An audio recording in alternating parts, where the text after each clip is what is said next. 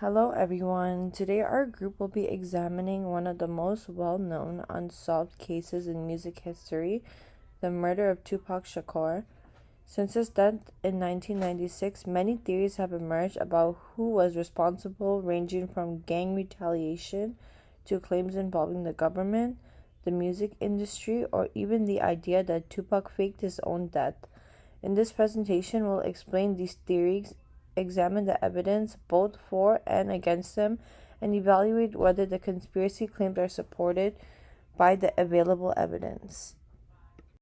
According to one of the most researched theories about the Tupac Shakur killing in 1996, the notorious B.I.G., born Christopher Wallace, also known as Biggie Smalls, it's said to have paid some members of the Compton Southside Crips about $1 million to kill Tupac and had personally provided the guns used in the shooting, which was carried out in retaliation for an earlier public feud between the two rappers.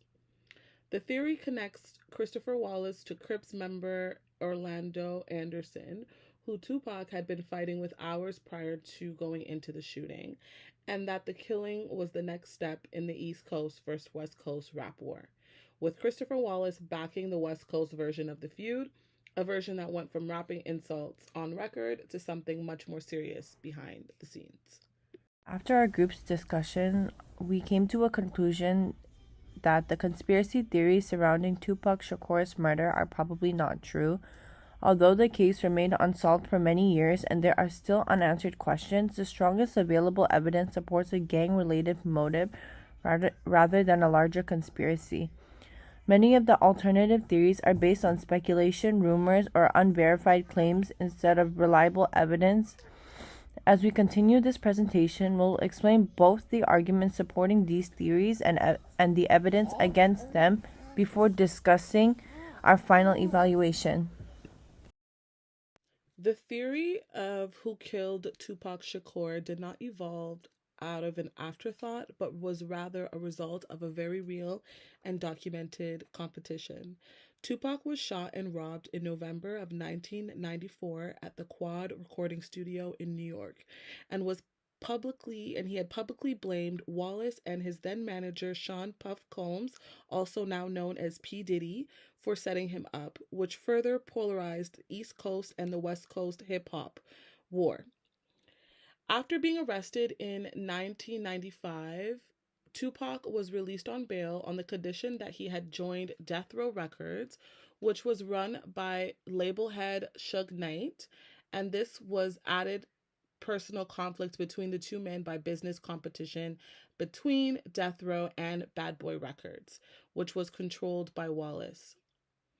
Throughout 1995 and 1996, Tupac began to release tracks that sang songs explicitly targeting Biggie Smalls and P. Diddy, and one such as Hit 'Em Up, which clearly indicated the furthest extent of the feud.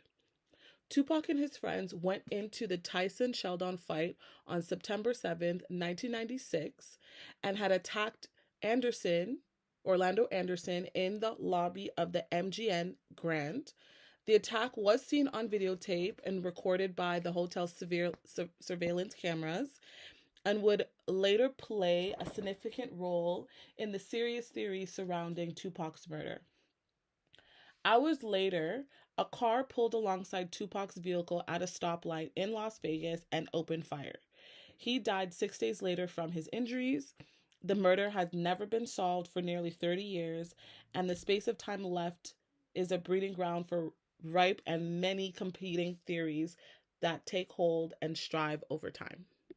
So here's what we're dealing with. On September 7, 1996, Tupac was shot 4 times in a drive-by Las Vegas Strip. He died 6 days later, and the wild part about it is officially the case is still unsolved, which is exactly why so many theories have grown around it.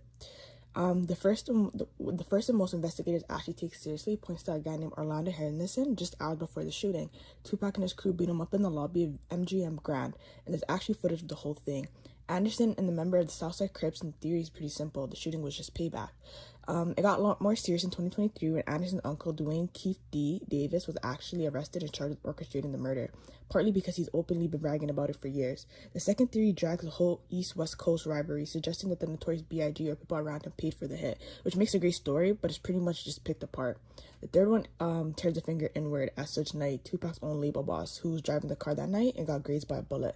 Some people think Death Row Records set it up themselves over money or because Tupac was about to leave the label. And then there's probably one that you guys probably heard the most. It's that Tupac faked his own death.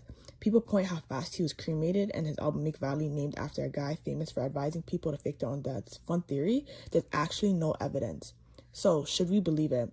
When you line those theories up, one clearly stands out. The Orlando Henderson theory has a motive you can watch on camera, witnesses, and Keith D admitting to the role, which led to his 2023 arrest. Everything else from the Biggie angle to the he's still alive on the island theory runs on coincidence rather than evidence. So this was really never about a grand conspiracy. It looks more like a gang retaliation.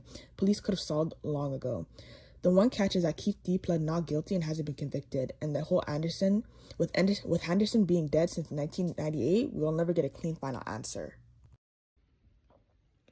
So for this part of the presentation, I'll be discussing the evidence that supporters used to argue that Tupac's murder was part of a larger conspiracy.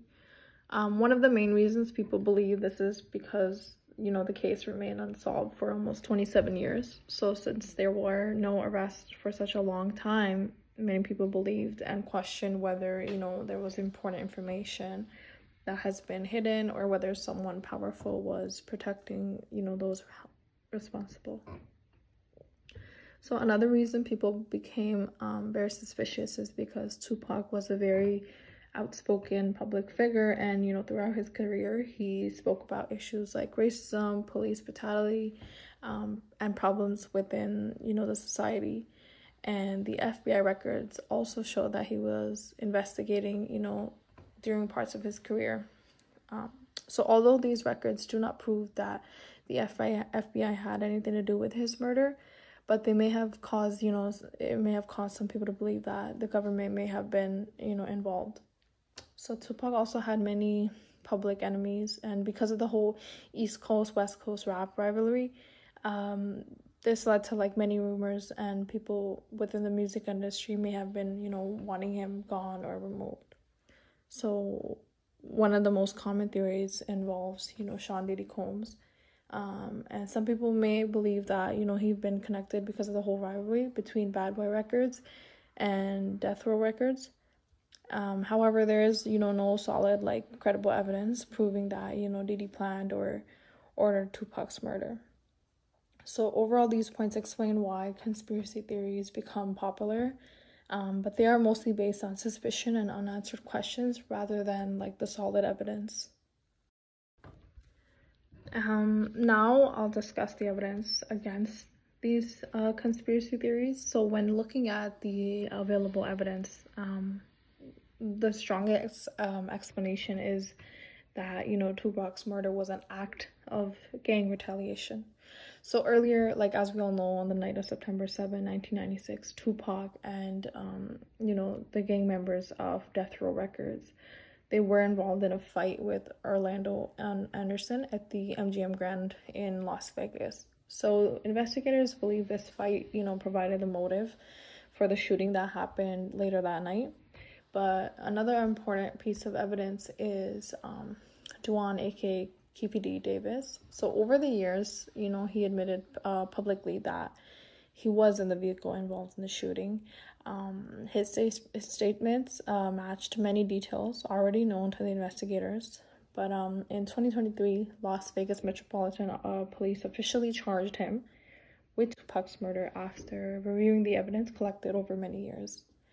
So although theories involving the FBI, the CIA, even Sean Diddy Combs continue to appear online, but the investigators have not found credible evidence connecting them to the murder. So the official investigation continues to support the gang retaliation theory instead of a larger conspiracy. So after researching both the sides, I think the gang retaliation theory is the strongest explanation for Tupac's murder. The conspiracy theories are interesting because, they are based on real events. So the case stayed unsolved for many years. Tupac had many enemies, and there were unanswered questions about the investigation. So these factors made it easy for rumors and conspiracy theories to spread. So, however, like when comparing the actual evidence, the gang retaliation theory is supported much more strongly. Because the fight with Orlando Anderson happened only a few hours before the shooting, so it was giving a clear motive for revenge. Keefe admitted that he was in the vehicle involved, and the investigators eventually charged him with murder based on the evidence that they collected.